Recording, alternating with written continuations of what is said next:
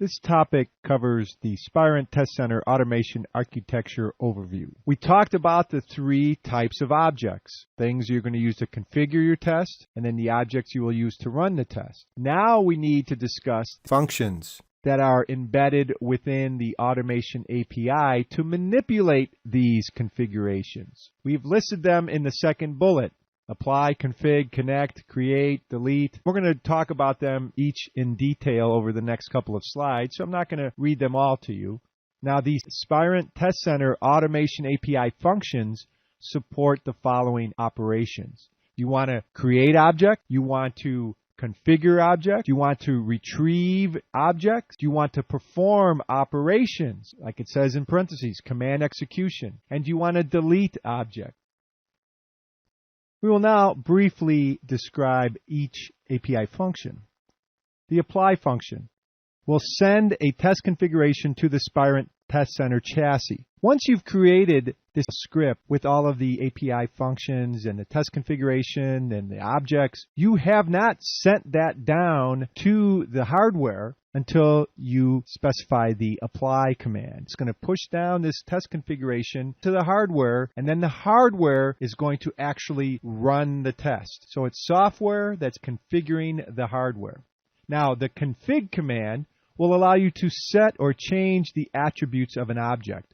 When an object is created, it will contain attributes. If you do not select attributes during the create command, which we'll talk about in a couple of steps here, then they are automatically assigned to you using default values. At a later time, you could go in and you can change these values with the config command, because sometimes you do not even know all of the attributes that are being created, and this is a good command that you will use to change them at a later time. Connect, it allows you to connect to a chassis. The create command, it will create new objects within the data model. You're going to create a port. You're going to create a project. Delete, it allows you to remove objects from the data model. Disconnect, allows you to disconnect from the chassis. Get, it allows you to retrieve the value of an object's attribute. In other words, you want to find out all of the children of a port. Well, that's an attribute, and you will use the get command. Help will display help about Spirent TestCenter Automation API and the data model. We'll take a look at that shortly. Log will write a diagnostic message to a log file or to the screen. Perform allows you to perform an action on an object. And then release and reserve, those are two pretty much self-explanatory type of commands. You will reserve the port, and then you will release a port. Sleep allows you to suspend the test execution. Subscribe enables you to select real-time results, and an unsubscribe allows you to remove that subscription. And wait until complete. This will block your application until the test is finished. Let's say you wanted to run a test, and you wanted to send 10,000 packets, and then you wanted to gather results. Well, if you start gathering results as soon as you start the test, you may not get the results that you think. So you may want to wait until the test is complete before you actually go in and query to get the results. You must use the Spirent TestCenter Automation Programmer's Guide to retrieve the exact syntax for each API function. This is a PDF document. You can use the bookmarks. You can use the hot links to take you exactly to the function that's required. Please note, the syntax for the functions are different. Therefore, use the documentation.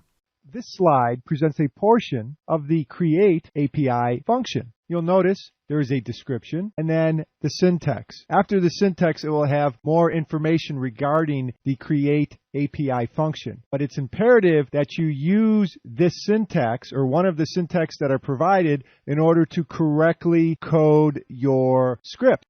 In the last slide, we presented the create syntax directly from the documentation. You'll notice there was nothing preceding that function. However, if we go to TCL, we've launched the shell. In our example, in the lower portion of the screen, we've launched the package, came back with status saying that it's good, it's loaded, that's the version number. So when we entered create project, you'll see that the system returned an invalid command. This is due to the fact that we did not precede it with the namespace of STC. Now, this is the supported method of identifying Spirent TestCenter Automation API functions in the script. In the bottom portion of the slide again, you'll notice we've added STC : create project, and then the handle was returned within the return value of project 1. We'll discuss the handle in a little bit more detail in the next few slides. In addition to the programmer's guide, you can also obtain information about the API functions by using the help command. You're going to have to use STC : help, and it will display information that you're requesting. In our example, we've wanted to find information about the connect command. And you'll notice that when we type in STC : help connect, it then presents the description of the command, the usage, and an example. Previously, when we used the create project command, it returned the handle named project 1. Objects are identified within the script by these handles. If you want to go in and change a configuration of an object, you have to first identify that object before you can manipulate it. You must create certain objects and their handles using the STC : create function, just like we showed you previously and just like we see here in the first portion of the example. We're using STC : create project. Now what we're doing, though, is we are going to save this handle for later reference. You'll notice that we are using command substitution to perform the create function first, and then we're going to return that value to a variable named hProject. This now becomes the handle name for the project we just created. Now, it's very important if you want to go in and change the configuration of this project, is then you will need to call in or identify the handle name of the project, which is $hProject in this case, because we're looking for the content of that handle. And in the example, it's project 1, as shown by the put S statement. Thank you. This completes this video presentation.